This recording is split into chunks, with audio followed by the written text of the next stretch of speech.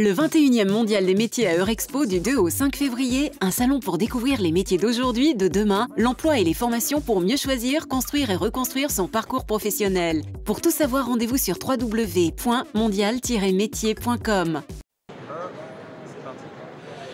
Sur le studio radio du Mondial des métiers, nous avons le plaisir de recevoir deux personnes qui représentent l'IRMAC. C'est un institut régional des métiers d'art et de la création pour les métiers d'art et la création contemporaine.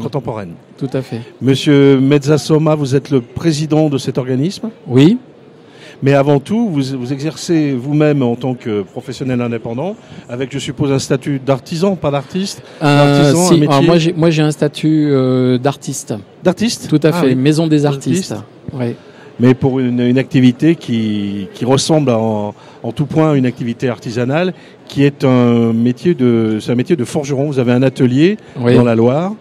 Dans la Haute-Loire. Dans la Haute-Loire, à la limite de la Haute-Loire et de la Loire, juste de l'autre côté de la Loire, face à Firminy, où vous êtes forgeron et non pas serrurier métallier, mais vraiment un forgeron. Coutelier, forgeron coutelier. Vous n'êtes pas maréchal ferrant, non. Vous forgez quoi exactement ? Alors, moi, mon métier, c'est forgeron coutelier. C'est-à-dire, ce qui me concerne, c'est tout le petit outillage taillant et tranchant. Donc taillant, c'est-à-dire qu'on peut lancer comme un burin par exemple, donc on le lance avec un marteau, et tranchant, c'est comme un couteau qu'on va mettre au contact d'un légume ou d'un beefsteak et qui va trancher.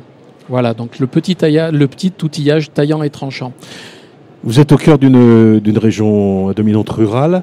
Je suppose que vous avez parmi vos clients des utilisateurs d'outils qui ont besoin d'un professionnel compétents comme vous pour récupérer des outils, les redresser, les affûter ou les fabriquer ? C'est exactement ça. Donc, il y a effectivement un environnement de faiseurs, d'ouvriers, aussi bien d'ouvriers, on va dire, des champs, que d'ouvriers d'ateliers. Mon environnement direct, c'est plutôt un environnement quand même traditionnellement industriel, puisque je suis installé dans la vallée des Forges, qui était à Pont-Salomon la capitale mondiale des faux, donc effectivement de l'outil agricole. Mais je travaille, on va dire, aussi bien pour les filières du bois, de la pierre, du verre, les matériaux souples, et je fais aussi bien des outils, des ciseaux très particuliers, par exemple pour des gens qui font de la tapisserie, de haute lisse, des ciseaux avec double, qu'on va manipuler avec les deux mains, parce qu'il faut beaucoup de force pour les actionner, que je vais faire des mini fers à friser pour un restaurateur, une restauratrice de poupées anciennes, et il faut refaire la mise en pli des poupées en porcelaine, que travailler à fabriquer une hache décalée pour un bûcheron qui fait de la fuste, de la maison en bois, des choses vraiment très très spécifiques. J'en conclus que vous n'avez pas de préfabrication, vous ne faites pas de série, vous vous adaptez aux spécifications et aux besoins de la clientèle. Oui, tout à fait. Pour des productions un peu atypiques, un peu hors normes. Alors, je fais que de la pièce unique, la plupart du temps sur commande, mais j'ai aussi ma production artistique, donc sur ma propre inspiration. Et à ce titre, donc, je suis non seulement forgeron, mais également sculpteur. Et là, donc, ça nous permet de faire la transition avec la qualité en vertu de laquelle vous êtes présent sur le Mondial des métiers. C'est président de l'IRMAC. Oui, tout à fait. Alors, c'est une présidence qui coule un petit peu de source, dans la mesure où déjà naturellement, par mon métier, je me suis trouvé au cœur des métiers d'art, c'est-à-dire que je fabrique des outils aussi bien pour les ébénistes, les facteurs de guitare, les facteurs d'instruments du quatuor comme le violon, la contrebasse, des tailleurs de pierre qui viennent me voir avec leur bloc en me disant voilà un échantillon du caillou que je dois sculpter. Il me faut une chasse, il me faut une gradine et il me faut une paire de ciseaux, un ciseau de faible amplitude et puis un ciseau de frappe à la volée et donc là je vais forger les outils sur mesure pour l'ouvrier. Et pour nos auditeurs, est-ce que vous pourriez donner la définition de ce qu'est un métier d'art ? Alors alors là c'est un vaste débat. Parce qu'il y a il y a les dénominations entre guillemets officielles, il y a la définition du dictionnaire, il y a le terrain, il y a le statut, pour lequel on commence à avoir enfin, ça y est, un statut unique, puisque depuis 1 an et demi, 2 ans, grâce au travail acharné de mon ami et ex-président d'Atelier d'Art de France, Serge Nicole, et son équipe, on a pu enfin avoir un texte de loi qui définisse effectivement les métiers d'art. Et on se définit, je vais dire, dans le fait qu'on fait de la pièce unique ou de la toute petite série. On se définit par, on va dire, un côté patrimonial, que ce soit dans la réalisation, dans la restauration, mais également le geste par lui-même qui peut être traditionnel, mais qui n'exclut en aucune manière les technologies de pointe, par exemple les imprimantes 3D dont on va se servir dans une partie du processus, par exemple de fabrication d'un bijou, ce qui n'enlève en rien, mais au contraire apporte une plus grande liberté de précision et de vitesse de réalisation pour un joaillier. Il y a, vous avez dit, des différentes définitions. C'est un décret qui a défini les métiers d'art en prévoyant une catégorie particulière au répertoire des métiers dans les chambres de métiers, mais votre secteur comprend également des artistes dont vous faites partie. Vous êtes un artiste qui est dans une position un peu particulière parce que vous êtes à la convergence de quantité de métiers pour lesquels vous travaillez, ce qui vous donne une vision globale. Vous faites d'emblée la différence entre un artiste et un artisan ?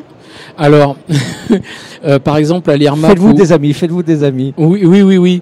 Moi, je considère que une ménagère qui va confectionner une tarte aux pommes avec beaucoup de soin et qui va joliment déposer les quartiers de pommes sur la pâte est une artiste.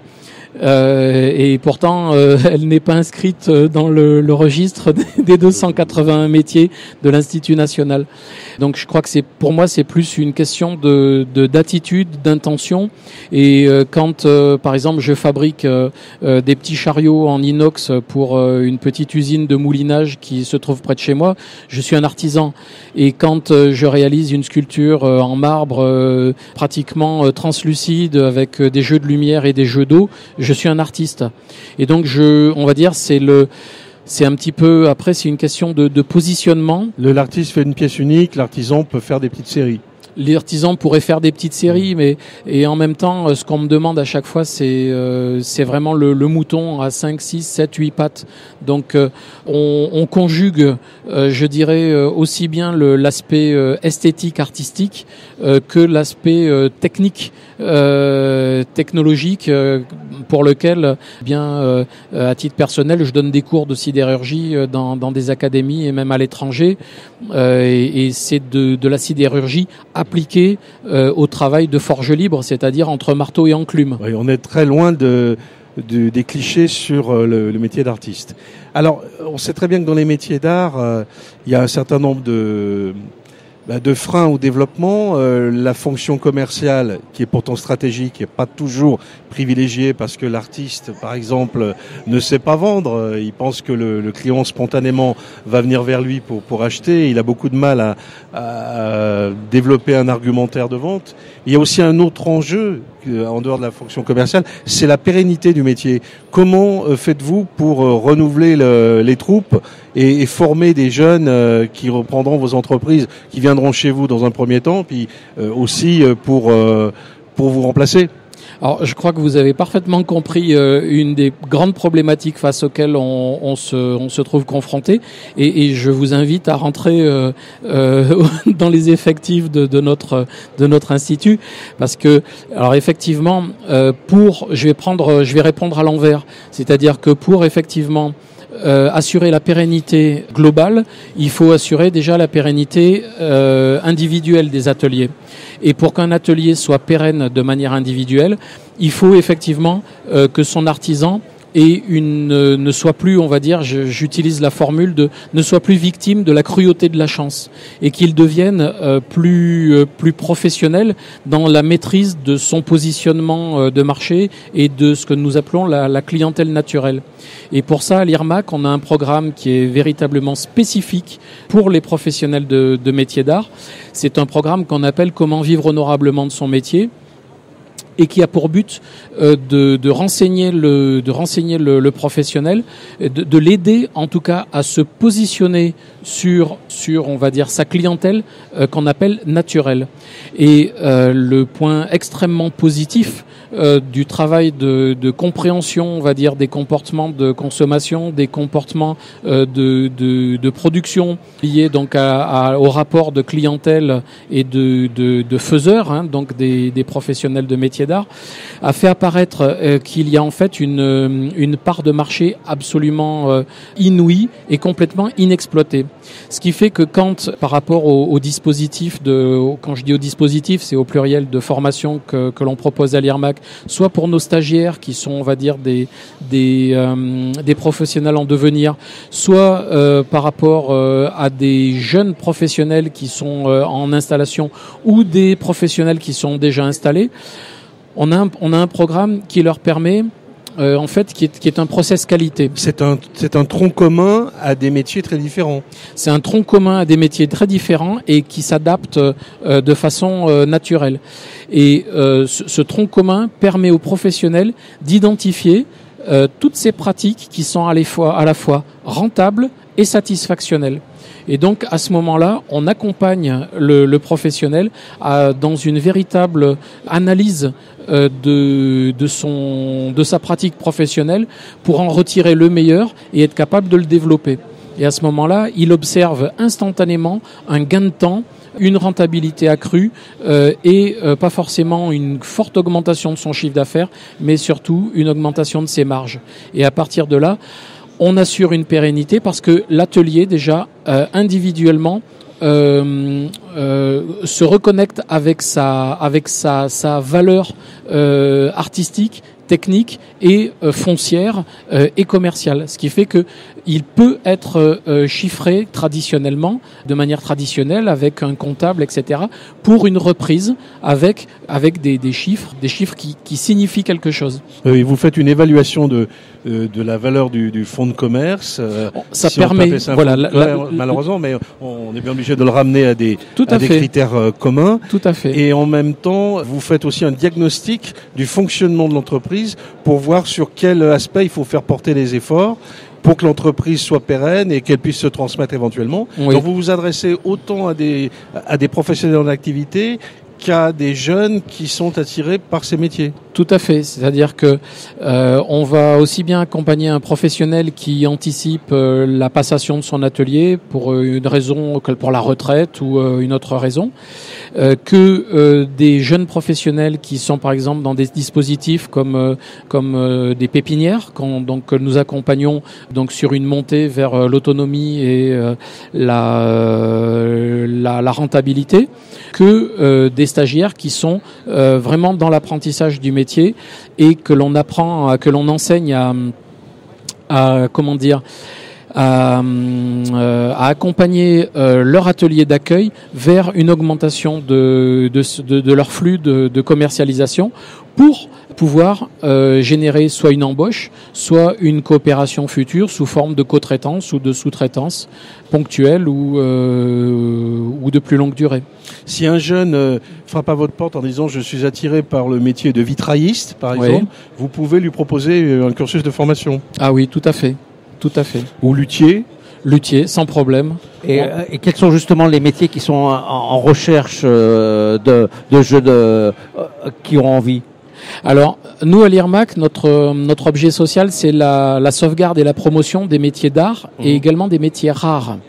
Donc, par exemple, il y a 2 ans, on a accompagné un binôme. Donc, on travaille par binôme, c'est-à-dire un apprenant, un stagiaire, avec un artisan, donc dans un atelier de. C'est pour éviter la disparition de ces métiers. C'est notamment pour éviter la disparition. Et là, par exemple, on a accompagné un binôme sur le métier de attrier fumiste. Alors, qu'est-ce que c'est qu'un attrier fumiste? Alors, un attrier, l'âtre, c'est le feu, c'est la cheminée, exactement, donc les cheminées ouvertes. Et fumiste, c'est la science, on va dire, de l'évacuation des fumées. Et non pas fumiste au sens péjoratif. Exactement. Et donc on a accompagné cette reprise de cette transmission et reprise donc d'entreprise qui est qui s'est déroulée de bonne manière et le repreneur est très satisfait. Alors la difficulté dans ce cas de figure, c'est d'évaluer à quoi est attachée la clientèle de l'entreprise. Et là, en l'occurrence, la clientèle était très très attachée à la personnalité de l'artisan. Donc les questions qu'on peut se poser, c'est est-ce que ça peut se transmettre, ça? Voilà, c'est toute la difficulté. Ça a été d'évaluer quel était le taux entre guillemets. C'est pas une science exacte, mais c'est de voir les tendances. Est-ce que le repreneur allait être capable d'entretenir la clientèle? Donc, on a tout de suite accompagné le binôme dans l'idée que effectivement l'ancien fasse rencontrer. D'où l'intérêt d'un binôme. D'où l'intérêt d'un binôme, d'une passation, de prendre le temps de le faire. Parce que bien souvent, les professionnels de métiers d'art sont effectivement très artistes dans leur façon de vivre. Et puis, c'est au moment de prendre la retraite qu'ils disent « Ah, et si je transmettais mon atelier ?» Et là, effectivement, c'est très, très compliqué. Vous êtes président de cet organisme. Il est de statut public ou privé? C'est une association. Oui, tout à fait. Mais qui travaille en étroite collaboration avec les pouvoirs publics et avec les ministères de tutelle. Tout à fait. Vous êtes subventionné, je suppose. On est subventionné en très grande partie par la région, l'État. Donc la région Auvergne-Rhône-Alpes. Oui. On se réjouit du plan qui a été annoncé par Laurent Wauquiez pour les métiers d'art. Et l'IRMAC, effectivement, s'est positionné comme, on va dire, acteur et désireux de partager ses compétences avec tous les acteurs, les chambres de métiers et autres lycées, notamment sur notre compétence de professionnalisation. Et donc, si certains de nos auditeurs sont intéressés par les métiers d'art, qu'est-ce qu'ils doivent faire? Ils prennent contact avec vous? Alors, ils peuvent prendre contact avec nous. Donc, on a une adresse, un site mail qui est www.irmac.fr. Donc, IRMAC, c'est IRMACC. Et là, à ce moment-là, ils vont être accueillis et orientés vers les personnes compétentes. Et vous êtes basé où, à la Cité du Design à Saint-Étienne? On est voisin de la Cité du Design. Ouais. On est sur un site qui a été dénommé Pôle des métiers d'art, qui est une ancienne école maternelle. Et nous partageons les locaux avec nos amis et voisins, les ateliers conservatoires des meilleurs ouvriers de France. Donc on voit très bien le lien entre les deux et puis les axes de collaboration possibles. Il est évident, tout à fait. Bien. Merci Monsieur Mezzasoma, c'était vraiment passionnant. Et puis je pense que les jeunes qui sont au Mondial des métiers manqueront pas l'occasion aussi de pousser la porte des ateliers lors des prochaines journées du patrimoine pour aider toutes les opérations. Et journée européenne des métiers d'art, tout à fait. Et je peux, si vous me permettez, rajouter une petite touche qui est une touche d'espoir, c'est que on observe de plus en plus d'intérêt pour tous les métiers d'art. Hein. Ils sont répertoriés quand même au nombre de 281, donc ça laisse vraiment beaucoup de choix. J'invite les gens qui sont intéressés à aller sur le site de l'IRMAC, mais aussi de l'INMA, l'Institut National des Métiers d'Art, où ils vont pouvoir consulter toute la liste de tous les métiers dans toutes les filières. Oui, c'est à Paris. C'est notre. Oui, tout à fait. Près de la Bastille, sous les voûtes. Notamment, oui. De l'ancien chemin de fer. Tout magnifique. À fait. Et donc ainsi que d'Ateliers d'Art de France, qui est aussi un des partenaires de l'IRMAC. Et je peux garantir qu'il y a vraiment des débouchés dans ces métiers.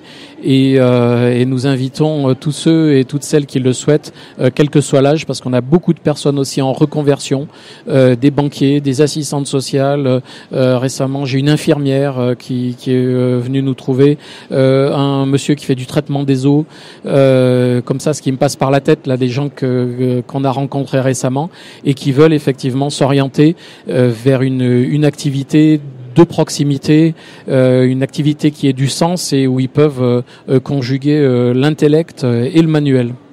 On vous remercie beaucoup, puis on vous souhaite bonne chance pour la suite. Merci beaucoup.